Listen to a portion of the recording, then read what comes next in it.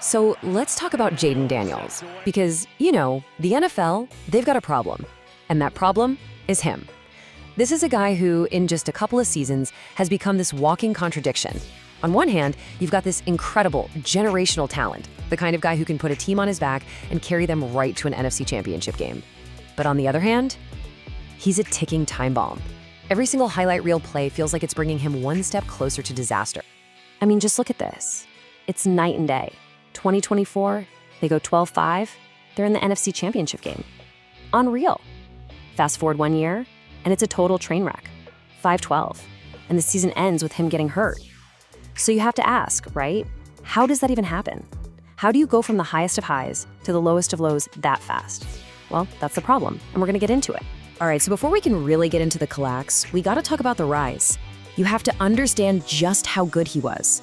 So let's rewind to that rookie season in 2024. I mean, this was a debut for the ages. Washington fans hadn't seen anything like it in decades. And look, this wasn't just fans getting excited. Pro Football Focus, and these guys live and breathe the data. They straight up called it one of the greatest debut campaigns of all time. They weren't kidding. The numbers back it up. So let's look at the numbers that got everyone so hyped. Passing-wise, fantastic. Over 3,500 yards, 25 touchdowns, completing 69% of his passes. That's legit. But then you look at what he did with his legs. Almost 900 yards rushing and another 6 TDs on the ground.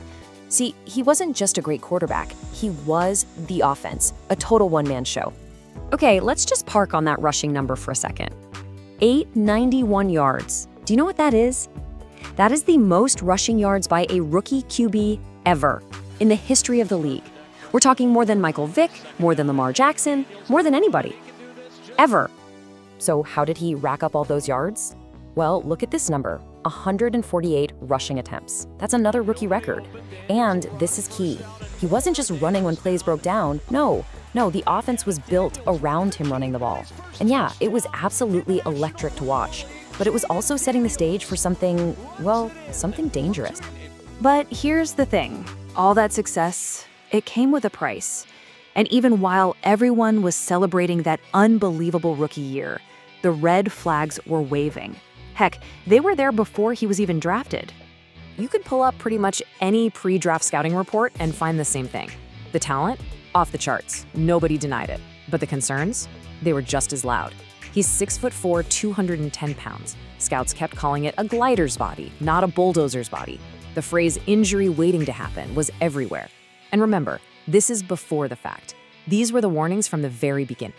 And, for Washington fans, this was like a horror movie they'd already seen. A super talented, dynamic young QB who could change the franchise, but was also incredibly vulnerable. It was impossible not to hear the echoes of Robert Griffin III, RG3, another one of those amazing talents whose career got completely sidetracked by injuries. That comparison was hanging over everything. And that brings us to 2025, the year it all came crashing down. All those fears from the draft reports, all that talk about RG3, it became real. And this was way more than just a sophomore slump. I love how one analyst put it.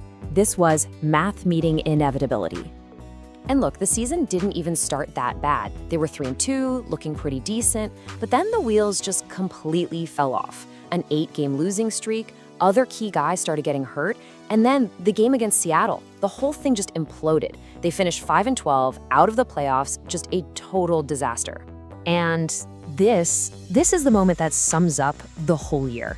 They're getting blown out by Seattle 38-7. The game is long over, and Jaden Daniels is still in the game. For what?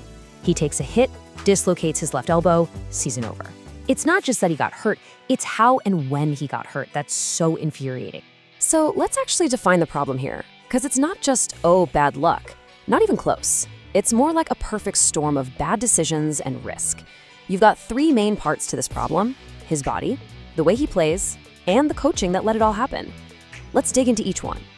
All right, first things first. We gotta ask the question everyone's been asking since he was in college. Is it his frame? Is his body just not built to take an NFL beating, especially when he plays the way he does?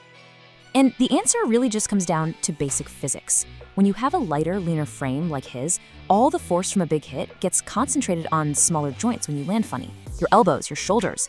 It's not about being soft, it's about being, as one scout so perfectly put it, physics exposed. Every single hit is just riskier for him.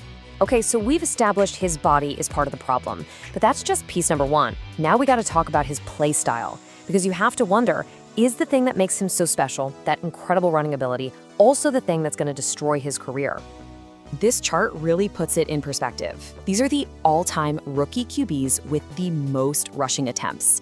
And look who's at the top. Jaden Daniels with 148. Think about that. He ran the ball more than Cam Newton, a guy built like a linebacker, and more than RG3. The amount of punishment he was taking, it was off the charts. Unprecedented. Which leads us to the third and maybe the toughest part of this whole mess, the coaching.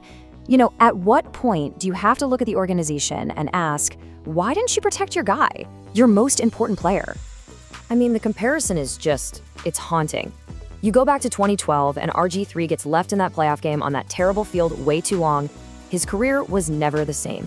Now you jump to 2025 and Daniels is playing in a 31-point blowout with 7 minutes to go. It's the same exact pattern, leaving your star player exposed in situations that don't matter. It's choosing pride over protection. So what now? Where do they go from here? Sure, his elbow will heal, but the real problem, the combination of his frame, his style, and the team's decision-making, that's still there.